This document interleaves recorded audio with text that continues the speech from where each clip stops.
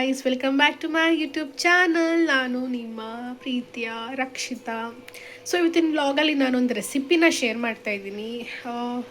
ಕ್ವಿಕ್ಕಾಗಿ, ಈಸಿಯಾಗಿ, ಫುಲ್ ಟೇಸ್ಟಿಯಾಗಿ ಮಾಡುವಂಥ ಸಾಂಬಾರು. ಇದು ಟೊಮೆಟೊ ಗೊಜ್ಜು ಅಂತಾರೆ, ಟೊಮೆಟೊ ಸಾರು ಅಂತ ಅಂತಾರೆ. ಸೊ ಇದನ್ನು ಯಾವ ಥರ ಕನ್ಸಿಡರ್ ಮಾಡೋದು ಗೊತ್ತಿಲ್ಲ. ಸೊ ನಿಮ್ಗೆ ಯಾವ ಬೇಕೋ ಅದನ್ನು ಹೆಸರಿಟ್ಕೋಬೋದು.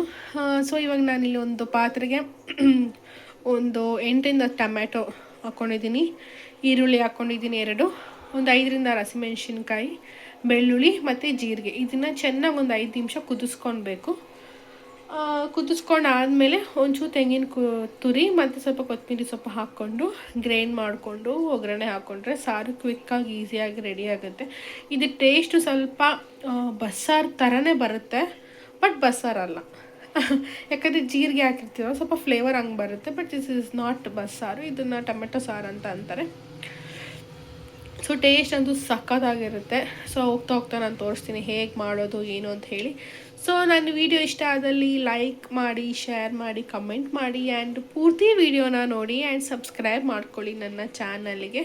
ಸೊ ಸ್ವಲ್ಪ ನೀರು ಹಾಕ್ಕೊಂಡು ಹೆಂಗೆ ಮಳ್ಳಕ್ಕೆ ಇಟ್ಟಿದ್ದೀನಿ. ಸೊ ಇದು ಚೆನ್ನಾಗಿ ಬಾಯ್ಲ್ ಆದಮೇಲೆ ನಿಮಗೆ ತೋರಿಸ್ತೀನಿ.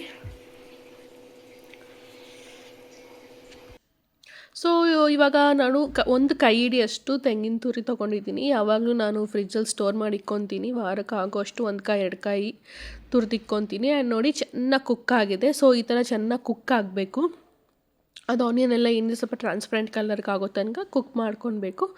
ಸೊ ಕುಕ್ ಆದಮೇಲೆ ಸ್ವಲ್ಪ ಆರಕ್ಕೆ ಬಿಟ್ಬಿಟ್ಟು ಗ್ರೈಂಡ್ ಮಾಡ್ಕೋಬೇಕು, ಸೊ ತೆಂಗಿನಕಾಯಿ ಜೊತೆ. ಸೊ ನೋಡಿ ಈ ಥರ ಕನ್ಸಿಸ್ಟೆನ್ಸಿನಲ್ಲಿ ನಾನು ಹಾಕ್ಕೊಂಡಿದ್ದೀನಿ. ನಾನು ಇನ್ನೂ ಸ್ವಲ್ಪ ನೀರು ಮಿಕ್ಸ್ ಮಾಡ್ಕೊತೀನಿ, ಸ್ವಲ್ಪ ಗಟ್ಟಿ ಆಯಿತು ಅಂತ ಅಂದರೆ. ಸೊ ಕಲರ್ ಈ ರೀತಿ ಕಲರ್ ಇರುತ್ತೆ, ಬಟ್ ಅದು ಬಾಯ್ಲ್ ಆಯ್ತಾ ರೆಡ್ಡಿಶ್ ಕಲರ್ ಟರ್ನ್ ಆಗುತ್ತೆ. ಸೊ ರುಚಿಗೆ ಎಷ್ಟು ಬೇಕು ಅಷ್ಟು ಉಪ್ಪು ಹಾಕ್ಕೊಂಡು ಚೆನ್ನಾಗಿ ಒಂದು 5 to 8 ಮಿನಿಟ್ಸ್ ಚೆನ್ನಾಗಿ ಬಾಯ್ಲ್ ಮಾಡ್ಕೊಳ್ಬೇಕು. ಟೇಸ್ಟ್ ಚೆನ್ನಾಗಿರುತ್ತೆ. So quick and easy recipe. ಇದಕ್ಕೆ ಬೇಕಂದರೆ ನಾವು ಯಾವುದಾದ್ರೂ ಕಾಳನ್ನ ಓವರ್ನೈಟ್ ನೆನೆಸಿಕ್ಕೊಂಡು ಒಗ್ಗರಣೆ ಕೂಡ ಮಾಡ್ಕೋಬೋದು, ಚೆನ್ನಾಗಿರುತ್ತೆ. ಸೊ ಇವಾಗ ನಾನು ಒಗ್ಗರಣೆ ಮಾಡ್ಕೊತಾ ಇದ್ದೀನಿ. ನೋಡಿ ಕಲರ್ ಹೇಗೆ ಚೇಂಜ್ ಆಗಿದೆ, ಡಿಫ್ರೆನ್ಸ್ ಕಾಣ್ತಾ ಇರ್ಬೋದು. ಸೊ ನಾನು ಹಾಗೆ ಅಡುಗೆ ಮಾಡ್ತಾ ಮಾರ್ನಿಂಗ್ ಮಾಡಿದ್ದು ಟೀ ಇತ್ತು. ಸೊ ಎಗ್ ಬಾತ್ ಮಾಡಿದ್ದೆ ಅಂತೇಳಿ ಟೀನ ಕುಡಿತಾ ಇದ್ದೀನಿ. ಸೊ ಇತ್ತೀಚೆಗೆ ತುಂಬಾ ಅವಾಯ್ಡ್ ಮಾಡಿಬಿಟ್ಟಿದ್ದೀನಿ ಕುಡಿಯೋದು. ಬಟ್ ಕೆಲವೊಂದು ಟೈಮು ಈ ಹೆಲ್ತ್ ಅಪ್ಸೆಟ್ ಆಗಿರೋದ್ರಿಂದ ಸ್ವಲ್ಪ ಏನಾದರೂ ಗಂಟ್ಲಿಗೆ ಬಿಸಿ ಕುಡಿಬೇಕು ಅಂತ ಅನಿಸ್ತಾ ಇರುತ್ತೆ.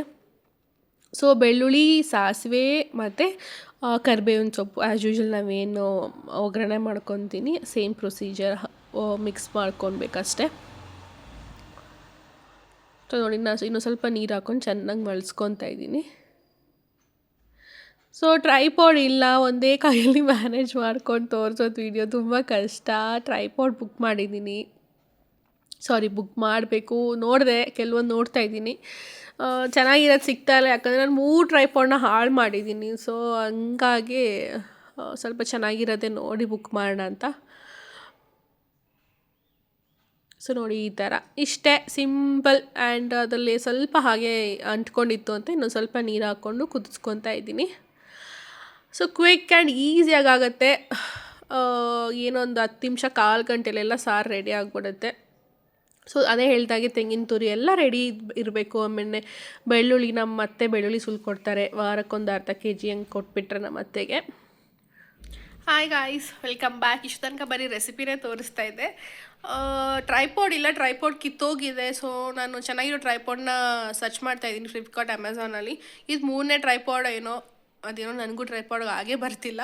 ಸೊ ಈ ಟೈಮ್ ಸ್ವಲ್ಪ ಚೆನ್ನಾಗಿರೋದನ್ನ ನೋಡಿ ಬುಕ್ ಮಾಡೋಣ ಅಂತ ಇದ್ದೀನಿ. ಸೊ ಅಲ್ಲಿ ತನಕ ಸ್ವಲ್ಪ ಕಷ್ಟ ಆಗುತ್ತೆ. ಎನಿವೇಸ್, ಸೊ ರೆಸಿಪಿ ನೋಡಿದ್ರಲ್ಲ, this is my most favourite recipe. ಕ್ವಿಕ್ಕಾಗಿ ಆಗುತ್ತೆ ಆ್ಯಂಡ್ ಟೇಸ್ಟ್ ಕೂಡ ಅಷ್ಟೇ ಚೆನ್ನಾಗಿರುತ್ತೆ. ಇದ್ರ ಜೊತೆ ಹಪ್ಪಳ, ಸಂಡಿಗೆ ಇಲ್ಲ ಚಿಪ್ಸು ಆ ಥರ ಏನಾದರೂ ನೆಂಚ್ಕೊಂಡು ತಿಂದರೆ ತುಂಬ ಚೆನ್ನಾಗಿರುತ್ತೆ. ಮುದ್ದೆಗೂ ಚೆನ್ನಾಗಿರುತ್ತೆ. ಇನ್ನು ಸ್ವಲ್ಪ ಗಟ್ಟಿಗೆ ಮಾಡಿಕೊಂಡ್ರೆ ದೋಸೆ, ಇಡ್ಲಿ, ಚಪಾತಿ ಎಲ್ಲದಕ್ಕೂ ಚೆನ್ನಾಗಿರುತ್ತೆ. ಸ್ವಲ್ಪ ಟ್ಯಾಂಗಿ ಫ್ಲೇವರ್ ಇರುತ್ತಲ್ವ, ಟ್ಯಾಂಗಿ ಟೈಪು, ತುಂಬ ಚೆನ್ನಾಗಿರುತ್ತೆ. ಸೊ ಟ್ರೈ ಮಾಡಿ ರೆಸಿಪಿ.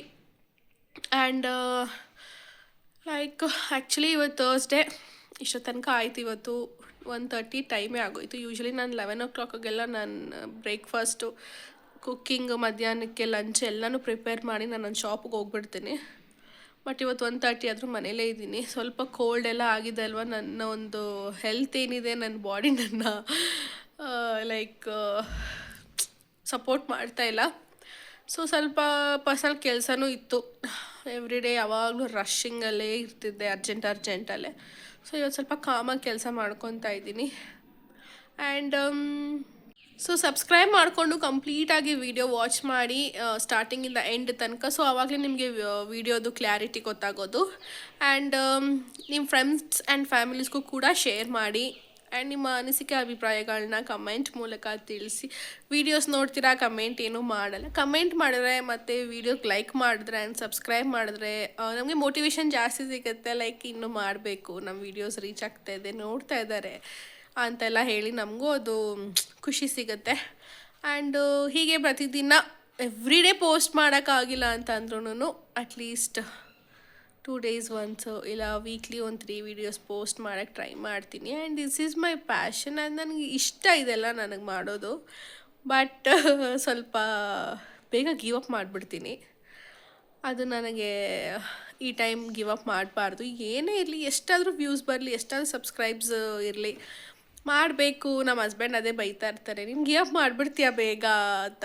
ಸೊ ದಿಸ್ ಟೈಮ್ ಮಾಡಬಾರ್ದು ಅಂತ ಅಂದ್ಕೊಂಡಿದ್ದೀನಿ. ನಾನು ಗಿವ್ ಅಪ್ ಮಾಡಬಾರ್ದು ಅಂತ I need all your encourage and support, right? Support ಮಾಡಿ. ಲೈಕ್ ಹೊಸ ಯೂಟ್ಯೂಬರ್ಸ್ನು ಬೆಳೆಸಿ, ಹಾಗಂತ ಹಳೆ ಯೂಟ್ಯೂಬರ್ಸ್ನ ಮರಿಬೇಡಿ ಅಂತ ಇಲ್ಲ. ಅವ್ರದ್ದು ವೀಡಿಯೋಸ್ ಎಲ್ಲ ಹೇಗೆ ವಾಚ್ ಮಾಡ್ತಿರೋ ನಮ್ಮ ವೀಡಿಯೋಸ್ ಕೂಡ ಹಾಗೇ ವಾಚ್ ಮಾಡಿ ಆ್ಯಂಡ್ ಸಪೋರ್ಟ್ ಮಾಡಿ. ಲೈಕ್ ಮಾಡಿದ್ರೆ ನಂಗೆ ಗೊತ್ತಾಗುತ್ತೆ, ಲೈಕ್ ಓಕೆ ನನ್ನ ವೀಡಿಯೋಸ್ ಎಲ್ಲ ಅವ್ರಿಗೆಲ್ಲ ಇಷ್ಟ ಆಗ್ತಿದೆ ಅಂತ. ಸೊ ನಾನು ನೆಕ್ಸ್ಟ್ ವೀಡಿಯೋನಲ್ಲಿ ಸಿಗ್ತೀನಿ. ಅಂಟಿಲ್ ದೆನ್ ಟೇಕ್ ಕೇರ್, ಬಾಯ್.